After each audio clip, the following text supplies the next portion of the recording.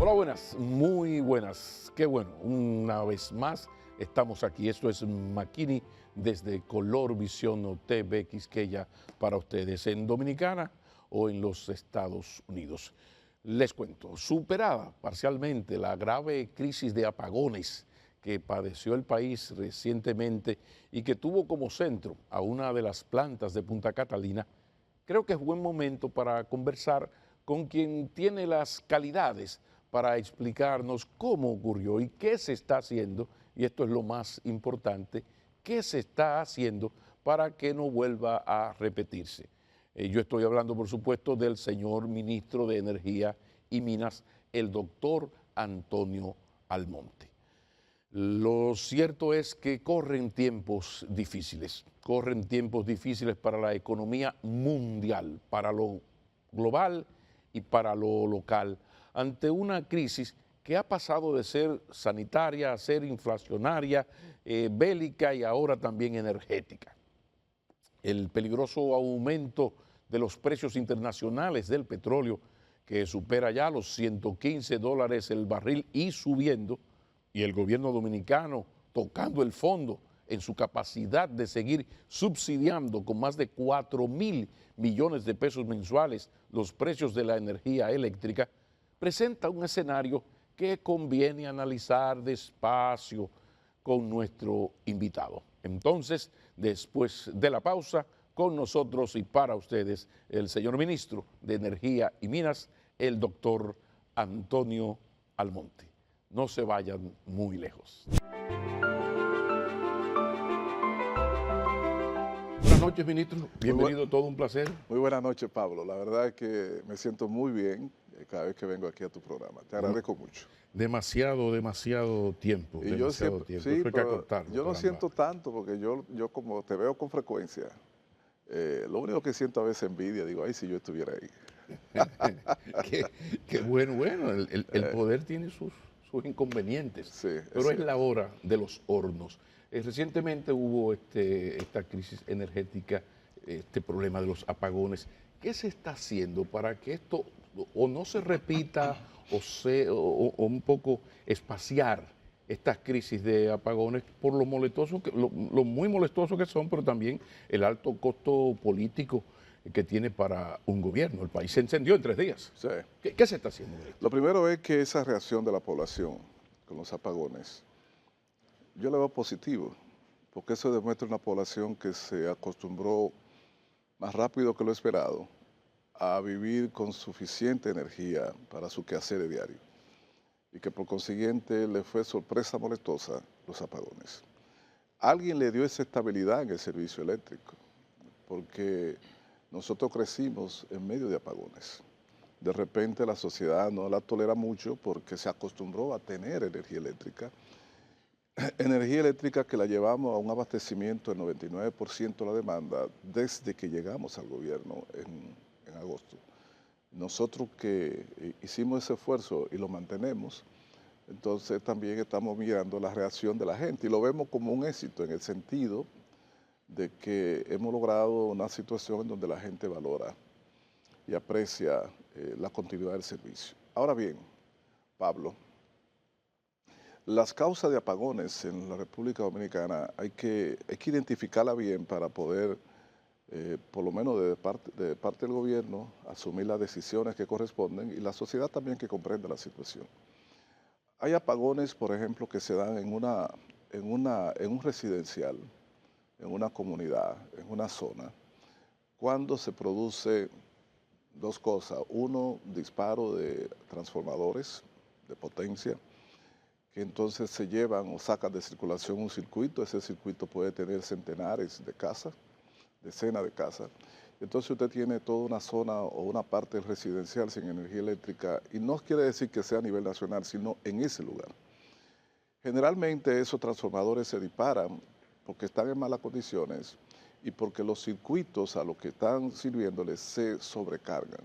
El crecimiento urbano, el crecimiento de los negocios, comercios, conectándose a un mismo circuito, genera una demanda de electricidad que muchas veces el transformador y las redes no están en condiciones porque no fueron debidamente fortalecidas. Entonces, ese es un apagón localizado. La otra razón de los apagones, como se produjo en días pasados, es cuando algunas plantas en combinación, aunque no se lo propongan, salen de circulación para correcciones fruto de averías que sufrieron. Y en algunos casos esas plantas salen cuando hay otras mayores que están en mantenimiento programado. Una planta en mantenimiento programado pues no genera un apagón ella necesariamente. Ahora, si estando ella en mantenimiento programado hay una o dos plantas que salen por avería, se genera un déficit de generación que se expresa en apagones. Ya eso es por un En este problema caso, de generación. ¿cuál fue la no programada que salió de...? Bueno, en un momento determinado salió AES, en un momento otro después salió Punta Catalina, que estaba programada, pero no por un periodo tan largo. O sea, estaba programada, pero tuvo una salida para una reparación y se aprovechó esa salida para darle el mantenimiento que tenían programado, que iba a ser días después.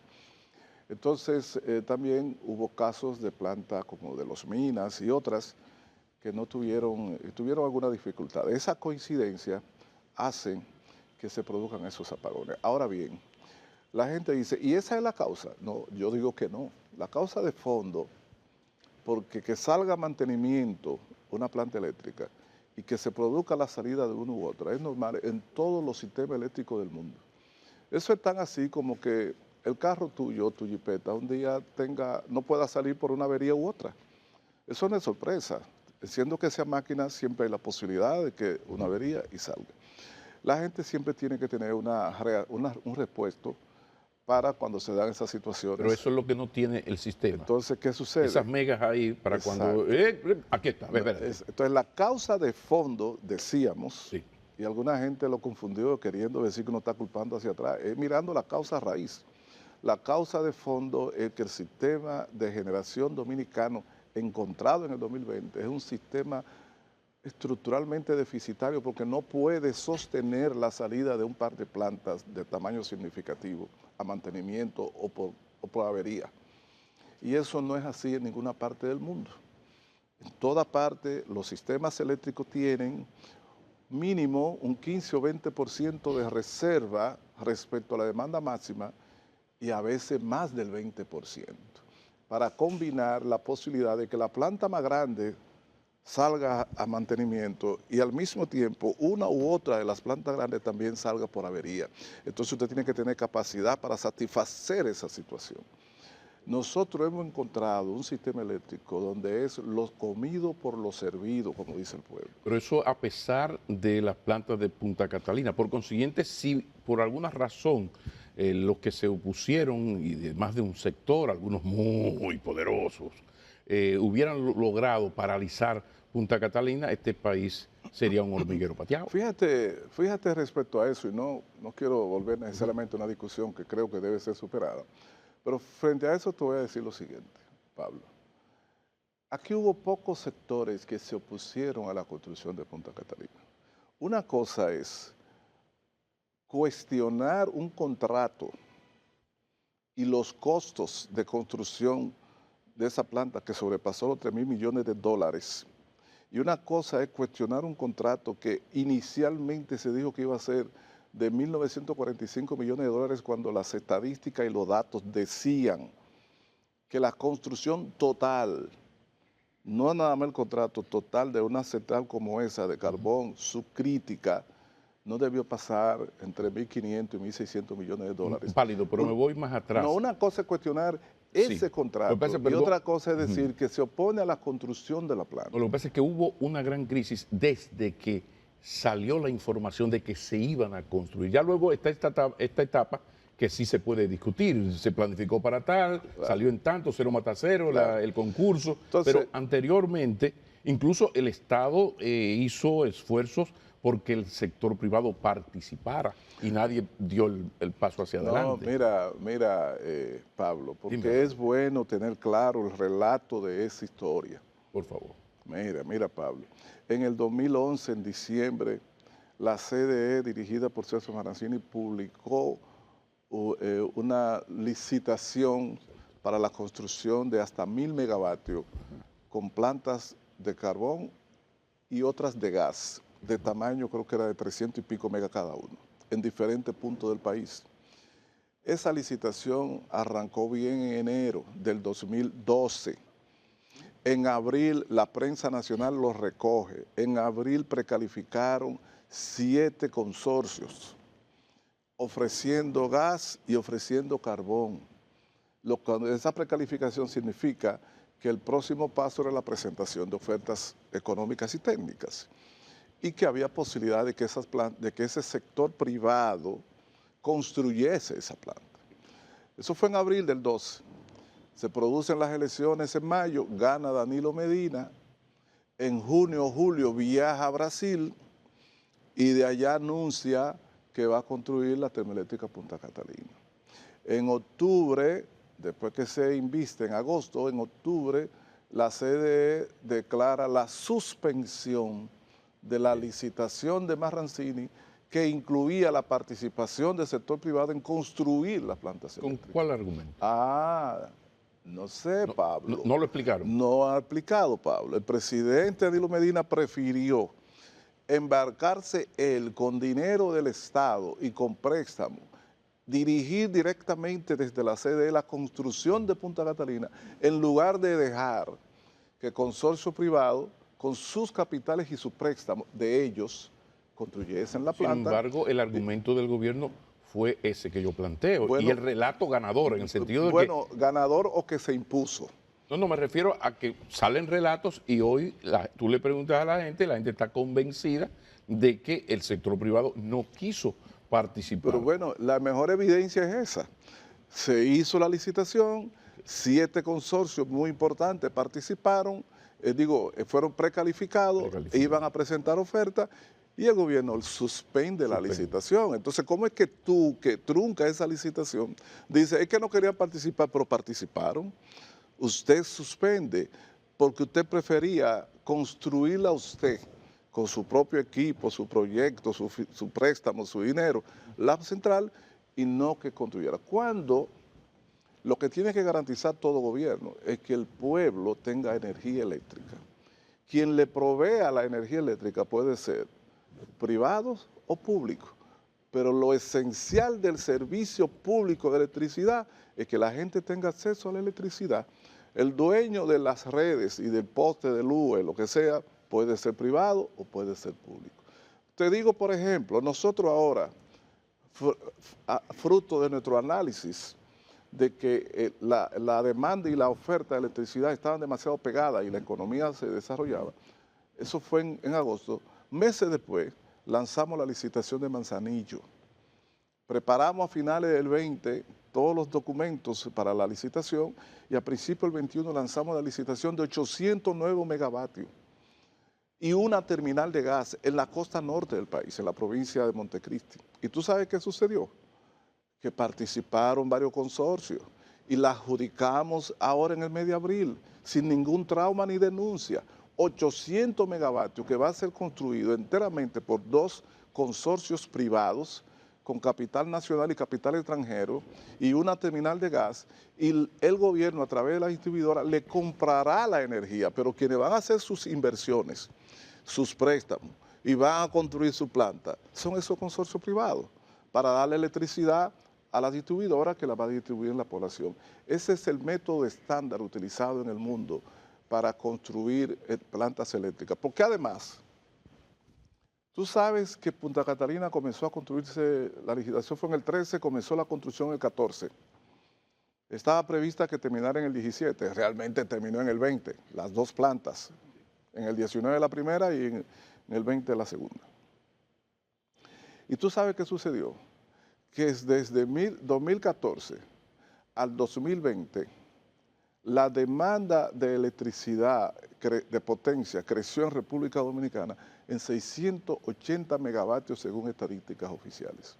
Lo que significa que como en términos netos, Punta Catalina lo que tiene es una capacidad, las 2 plantas sumadas, de 674 megas. Exacto. En términos netos, eso significa que en ese periodo de construcción el crecimiento de la demanda se comió la oferta futura Claro, de Punta esto Catalina. hay que decir que guarda relación con el desempeño de una economía. Y tú A sabes lo mayor, que, no, a mayor auge económico, mayor consumo pero de energía. tú sabes cuál es el papel de los planificadores, el sector eléctrico y energético de cualquier país, de cualquier gobierno. Hace esas proyecciones. Eso está establecido desde casi el inicio, en la primera parte del siglo pasado, del siglo XX, de la industria eléctrica. La relación entre el crecimiento de la demanda con el crecimiento demográfico y la dinámica económica.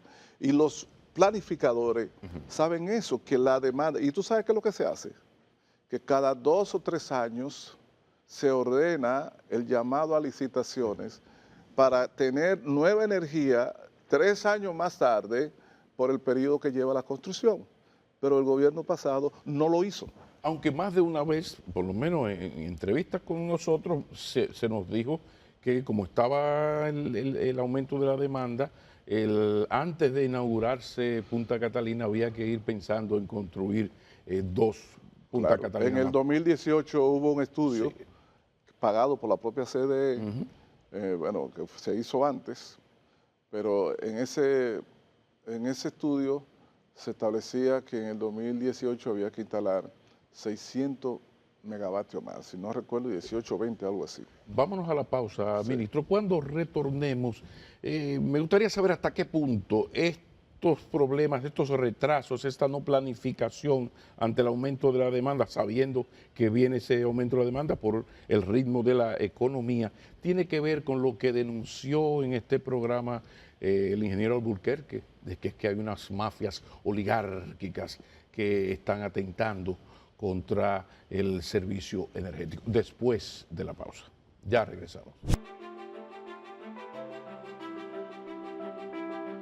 Ministro Antonio Almonte, entonces, este problema que tenemos de que se construyen las plantas, creemos que nos las vamos a comer, pero resulta que cuando de verdad comienzan a funcionar las plantas, entre los 4 o 5 años que tardamos en construirlas, ya estamos otra vez en el déficit. Así es. Cuando hay déficit, entonces comienzan los insaciables, terribles, Sí. porque entonces lo del precio cambia, sube. Entonces, ¿hasta qué punto tiene lógica esa denuncia del ingeniero? O sea, hay unas mafias oligárquicas que buscan la manera de que los gobiernos, aún entendiendo que es necesaria esa planificación, nunca puedan materializarla. ¿Qué es lo que hay ahí? Usted que está donde se cocina el sancocho.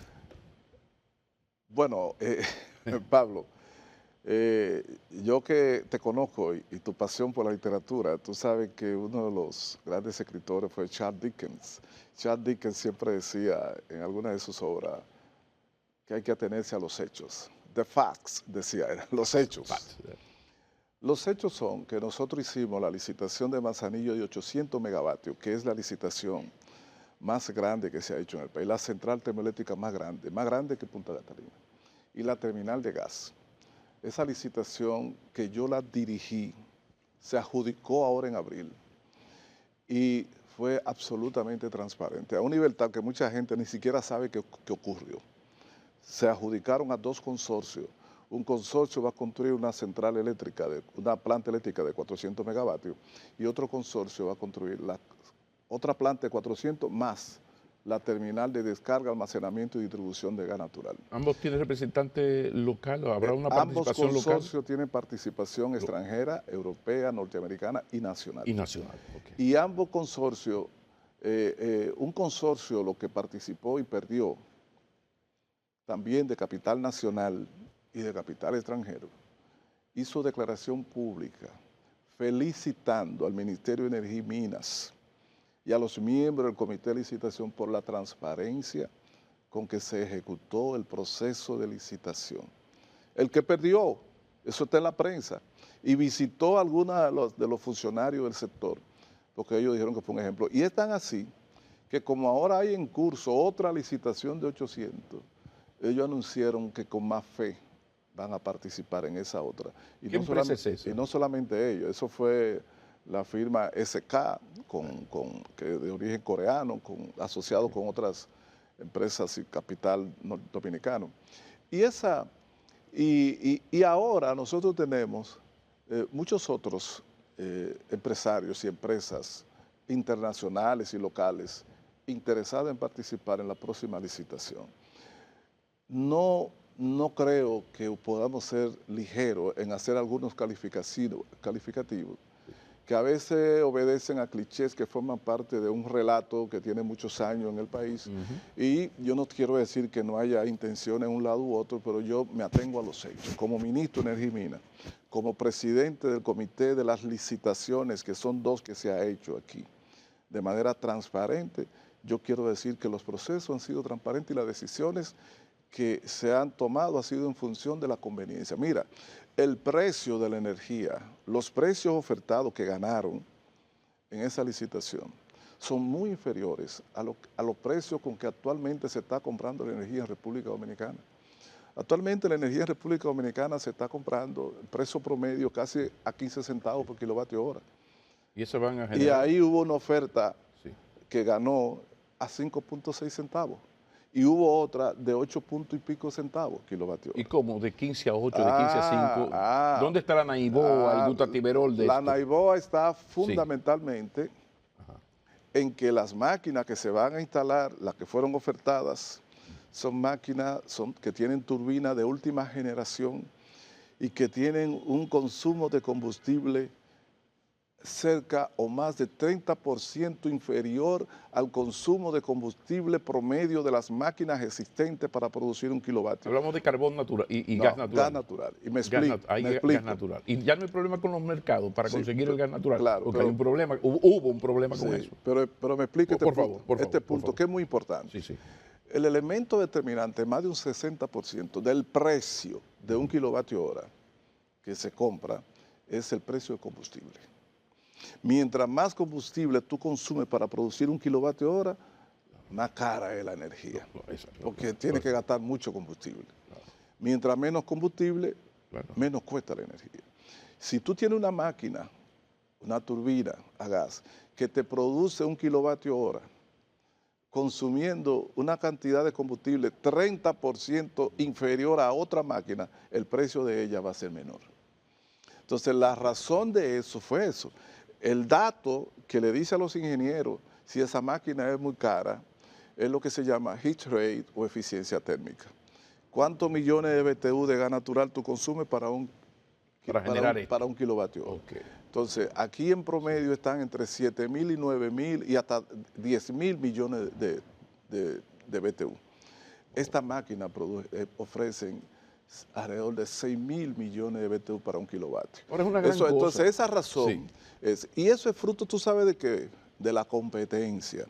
La competencia por ganar la licitación hace que los que compiten ofrezcan tecnología más avanzada a precios más baratos. Y también quizás no hay truqueo, porque a veces hay un truqueo por abajo con el presidente de la comisión, unos cariños, una cosa. Entonces, eso habla muy... Además no hubo ruido, a mí me parece muy bien. Es que no puede haber ruido porque hubo todo un conjunto de distinguidas personalidades como veedores o observadores que participaron en todas las fases del proceso. Y las discusiones eran casi públicas, y la evaluación de las ofertas técnicas y económicas también. O sea que lo de los resultados también. Ministro, lo de diversificar la matriz energética es una muy buena decisión. Es una gran garantía para el Estado tener ahora una de carbón aquí, que es de la Guachipada aquí, y que ahora haya gas natural, porque necesito que me toque el tema de dónde se va a comprar ese gas natural y si está disponible. Óigame. A ver. Sí, 2 puntos, es muy importante. McKinney, una de las decisiones y de las acciones de mayor trascendencia histórica que se está haciendo en estos momentos en este país son esas licitaciones. La gente lo ve como un problema superficial. Usted se va a recordar de eso con el tiempo. Por primera vez la República Dominicana va a tener lo que se llama reserva fría real. Es decir, eso de que se apagaron 2 plantas y se apagó el país, eso nada más ocurre aquí. Habrá pagado por transmisión y esas cosas en chiquito. En la mayoría de los países de América Latina, usted ha vivido en otros países y usted nunca ha escuchado en la noticia que el país se apagó, que Madrid se apagó, porque 2 plantas se dañaron. No, eso es noticia de primera página. Exacto, pero eso no ocurre. Lavapiés se queda ocurre y eso mañana en el Exacto. país. Entonces, aquí hemos vivido toda la vida y encontramos un sistema sin reservas. Y el presidente Luis Abinader, tengo que darle ese mérito, fue él el que, acabado de llegar al gobierno, reúne al equipo eléctrico, se hace una discusión sobre la situación y dice, hay que ordenar inmediatamente una licitación porque no podemos estar sin reserva. Y esa reserva, cuando este país tenga dentro de 2 o 3 años 2.000 nuevos megavatios, este país tendrá no solamente energía para satisfacer la demanda, sino para resistir 2 o 3 plantas grandes que salgan de circulación. Y tendremos un sistema eléctrico estable en lo que se refiere a oferta. Y eso es garantía para las inversiones económicas de todos los agentes, porque pueden contar con la calidad de ese servicio. Después, el otro paso que estamos dando es el paso de la expansión y fortalecimiento del sistema de transporte de toda esa energía, el sistema de transmisión y subestación. Es un tema viejo. Sí, pero eso se ha teorizado aquí. Y unos planes. Y una cosa que el Banco Mundial va a financiar, que el BID, que la María Santísima. Pero seguimos ahí. Pero óigame, Makini, vaya ahora mismo, cuando usted va a salir, cuando regrese, hágase una visita a Pepillo Salcedo, a Montecristi, y vea el inicio de la construcción de la línea de transmisión de 345 que va ahí desde Pepillo Salcedo hasta el Naranjo Santiago y después se interconecta con la de 345 en Bonao. Hay una línea de construcción de 345 de San Pedro de Macorís a Guerra, hay otra línea de 345 desde Punta Catalina al 15 de Asua y hay un conjunto de otra línea de menor capacidad y subestaciones porque el plan es que antes de finales de 2023 en un 70-80% el sistema de transmisión de nuestro estará completamente fortalecido. La otra cola que falta, que ahí tenemos rezago, pero que está en la mira y que los planes existen y los esfuerzos también, es el de la distribución. Lo que quiere decir es, Pablo, que este gobierno está trabajando en los 3 eslabones clave, pero son trabajos que están afectando los aspectos estructurales del sistema eléctrico. Y como yo te decía antes, fuera de cámara, en electricidad no hay productos de ciclo corto, son productos de ciclo largo, son productos de 2 o 3 o 4 años, y usted lo que tiene que medir en estos momentos es si se está haciendo. Pues mire, sí se está haciendo. Ya se adjudicó la licitación de 800, se adjudicó una de urgencia de 400 que se están instalando la planta que van a entrar en funcionamiento antes de octubre de este año para añadir 400 megavatios adicionales. Se adjudicaron contratos por 622, algo así, megavatios, proyectos de energía solar fotovoltaica que están en construcción y que la mayoría entrarán en funcionamiento el año que viene, y se ha iniciado el proceso de construcción de líneas de transmisión. El trabajo de nosotros en el sector eléctrico no es discutir, no es ofrecer, es un trabajo de transformación del sector eléctrico para que este país, entre 2025 y 2026, tenga un sistema completamente robusto. Todo funcionario debe ser martiano por aquello de que la mejor forma de decir es hacer. Eso de criticar y teorizar es en la oposición. No. Ahora es un asunto de resultados. Sobre todo lo que están en la ejecución del gobierno. Tienen que actuar, tienen que hacer. Y no hacer denuncias. Lo más feo que hay es un funcionario, un ministro de Medio Ambiente quejándose, que están arrabalizando, como que la guardia y resuelve. No me contó, ministro, lo del suministro de gas natural, ya que nos vamos a meter en gas natural para que no haya el problemita que hubo. Mira, ese tema del gas natural es un tema vital, porque el pueblo dominicano debe saber que la República Dominicana no produce ni petróleo, ni carbón, ni gas natural. Y la electricidad en este país, en un 80%, es con esos combustibles que se produce. Nosotros somos dependientes absolutos de combustibles fósiles importados. Bien, entonces hemos estado viviendo en el último año una crisis en los precios del gas natural, del carbón y del petróleo. El precio del carbón cuando nosotros llegamos al gobierno andaba en alrededor de $60 la tonelada métrica. Ahora la hemos comprado gran parte en el último año en 400 y más de 400. Hoy día está alrededor de $350 la tonelada métrica. significa que se ha multiplicado por N veces el precio del carbón. Quiere decir que la electricidad que se produce con carbón ha crecido enormemente su precio. Pero ese precio, los generadores se lo traspasan a la distribuidora, pero la distribuidora no ha podido traspasarlo al cliente, al consumidor, porque los aumentos de tarifa han sido muy inferior a lo que corresponde a ese incremento de precio. El gas natural... Subsidio eléctrico, así no hay pollo que el llega a gas gallo. natural estaba alrededor de 1.50 dólares por millones de BTU cuando llegamos. Ahora se ha colocado en 8 hasta 10 y en estos días está alrededor de 7 dólares el millón de BTU, lo que quiere decir que el precio se ha más que cuadruplicado. Con esos precios tan elevados de combustible, el precio de compra de la energía por parte de la distribuidora a los generadores se ha disparado, Pablo, a un nivel de que en el mes de enero la energía la estábamos comprando en promedio a la generadora en 15.1 centavos de dólar el kilovatio. ¿Y tú sabes cómo la vendieron? A 15.1 centavos de dólar el kilovatio. La diferencia entre la compra y la venta fue cero. En el mes de febrero, la compramos a 15.3 y la vendíamos a 15.5. Ahora, entre marzo, abril y mayo, la diferencia ha sido 1.5 y 2 centavos. ¿Tú sabes lo que establece la experiencia internacional? Que la diferencia entre compra y venta de energía de la distribuidora para que sean rentables y se puedan mantener debe ser alrededor de 5 y 6 centavos. Aquí tenemos 0, 1 y 2. Entonces eso ha generado un déficit financiero o ha agravado el déficit financiero de la distribuidora junto con las pérdidas. Y muchos analistas o criticones, cuando hablan del déficit financiero de la distribuidora, no hacen ese cálculo, porque el costo operativo principal de las empresas distribuidoras es el costo de la compra del insumo, que es la energía.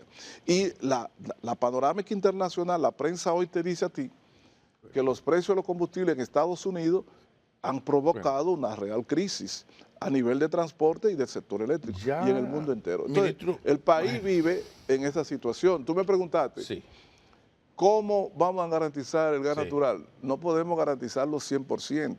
Ahora bien, los consorcios que ganaron la licitación de Manzanillo y los que están participando son consorcios que tienen, algunos de sus integrantes son productores de gas natural, como es el caso del consorcio que ganó el bloque 1, en donde participa la Share Power, desde Holanda, que es una de las grandes productoras y comercializadoras, y así el otro consorcio.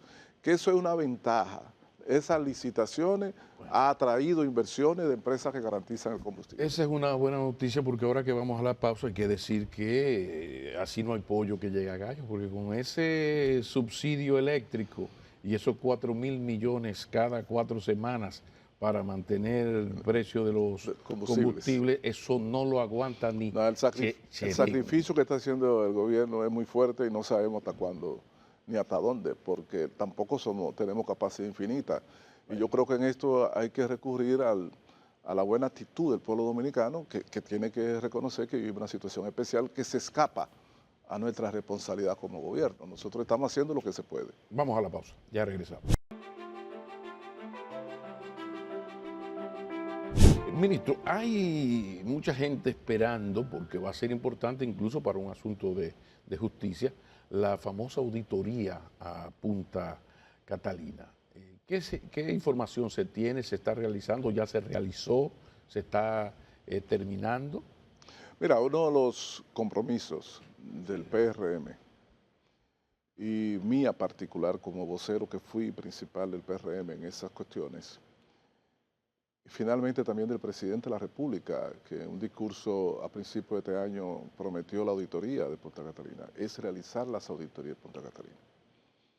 Ahora mismo está ya en fase final la auditoría técnica forense del proceso de construcción de Punta Catalina. No financiera y de costos, sino de la calidad, pertinencia y correspondencia de lo que se construyó con respecto al contrato y al diseño. El funcionamiento de Punta Catalina. Y de ahí pueden salir elementos para lo penal, para el proceso judicial, porque es fundamental. Bueno, Los forenses. vamos a ver, Es es la primera vez, según tengo entendido, que en este país se hace una auditoría técnica a una central eléctrica de esa magnitud. Esa auditoría técnica entregarán la mitad ya acabada del informe la próxima semana y el informe completo final el mes próximo. Es decir que, digamos que en la segunda o tercera semana del mes de julio, de acuerdo a la información enviada por la firma norteamericana que realiza el estudio desde noviembre, está realizando ese estudio, a mediados del próximo mes tendremos el informe final de esa auditoría. En segundo lugar, se está haciendo también una auditoría financiera y de costo de construcción de Punta Catalina. Y esa auditoría financiera y de costo de construcción podría durar un poco más, pero no creo que pase de 2 meses sin que se tenga el informe final de esa auditoría, que se sabrá no solamente el costo total de inversión en Punta Catalina, sino también la calidad del proceso, es decir, si hubo dolo, si no lo hubo, etcétera, etcétera. Y hay también una evaluación que se está haciendo del proceso de licitación y de adjudicación del contrato. Esa es ya más desde el punto de vista jurídico y económico, pero se está haciendo. Lo que yo quiero decirle con eso, Pablo, es que a pesar del retraso por los procesos de licitaciones para las contrataciones de las firmas auditoras, por el hecho de que varias veces esas licitaciones hubo que declararlas desiertas, pero ya finalmente hace ya el año pasado, fin del año pasado se contrataron. A pesar de ese retraso, en poco tiempo la sociedad dominicana tendrá los estudios del proceso de construcción de Punta Catalina en los aspectos de la licitación, legales, económicos, en los aspectos técnicos y en los aspectos financieros y de costo. Eso fue una promesa que se va a cumplir porque ya se están terminando. No, pero la institucionalidad del país es muy importante porque aquí se juega mucho y a veces se quiere negar lo que es la presunción de inocencia. Entonces, para usted poder condenarlo, primero que necesita es eso. Fíjate, entonces, Pablo, aquí usted va a ser culpable, el acusado que sea, será culpable o inocente. Ahora, debemos iniciar el proceso para que en un juicio público, oral y contradictorio pase lo que tenga que pasar. Pero mira, mientras eso no se hace, estamos en los rumores, en yo digo, en el asigún tan nacional. Mira, Pablo, fíjate que yo de hace ya un buen tiempo he dejado de participar en discusiones sobre el tema de Punta Catalina. Y hay gente y grupos de detractores gratuitos que han dicho de mí casi de todo e incluso me han acusado de no cumplir con la promesa de las auditorías. Lo que sucedió y lo que sucede, y yo lo he dicho varias veces, yo tengo que hablarle a mi pueblo con datos revelados por estudios serios independientes. Yo no voy a una posición a perseguir personalmente a nadie. Si los estudios y las auditorías revelan que el asunto fue perfecto como obra de Dios, pues ese es el resultado. Si esos estudios revelan que hubo entuertos, malas acciones, dolo, deficiencia, también serán revelados. Y quien tenga que hacer alguna reclamación se la va a tener que hacer a la auditoría y al organismo del Estado donde vaya a parar esos resultados. Pero no se trata de estudios para perseguir ni a uno, ni tampoco para absolver a nadie. Entonces, lo que yo quiero decir con eso, aquellos que durante más de un año han estado acusando y señalando e insinuando que hubo arreglo y que no habrá auditoría, bueno, que la auditoría van a ser publicadas porque ya están siendo finalizadas e incluso hemos recibido informes parciales de la misma. Ojalá que sucede pronto. Porque hay una razón fundamental, Pablo, en todo esto, estratégica, de interés nacional. En República Dominicana se seguirán construyendo obras de infraestructura de gran envergadura. El Estado seguirá haciendo inversiones. Y para garantizar que en el futuro algunas cosas no se repitan, tenemos que asumir con relación a ese proyecto que costó más de 3.000 millones de dólares, tenemos que asumir como Estado la responsabilidad de revelar qué se hizo bien y qué se hizo mal. Y todo dominicano debe tener bien claro que eso pertenece al pueblo, dominicano. Ya la política puede esperar. Claro. Muchísimas gracias, ministro. No, gracias a ti, gran Pablo. placer. Rápidamente, así ya en confianza, porque ya tenemos un buen rato hablando. ¿Cómo se siente un ministro que es el representante junto con otro ministro del equipo Guaguaguá de un gobierno que se le acusa de Popi? Y que a mí me llama la atención porque los dos representantes de los Guaguaguá casualmente son doctores, tienen PhD en sus áreas. Roberto Fulcar en educación y Antonio Almonte en energía.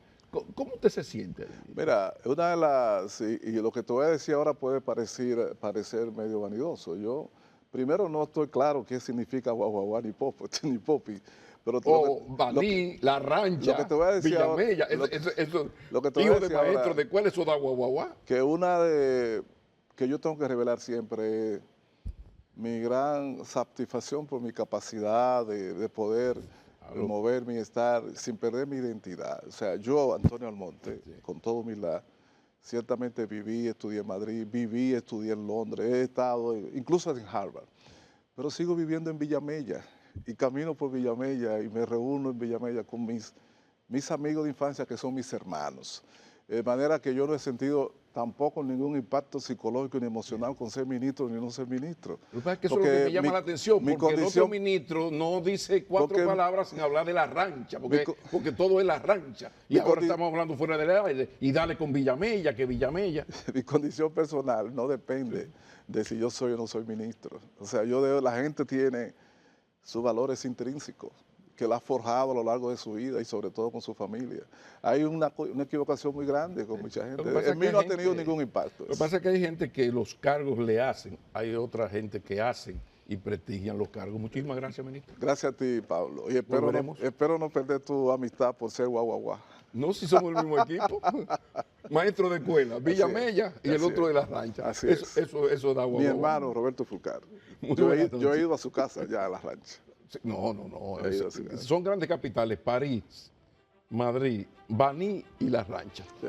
Muy buenas noches. Volveremos. Gracias.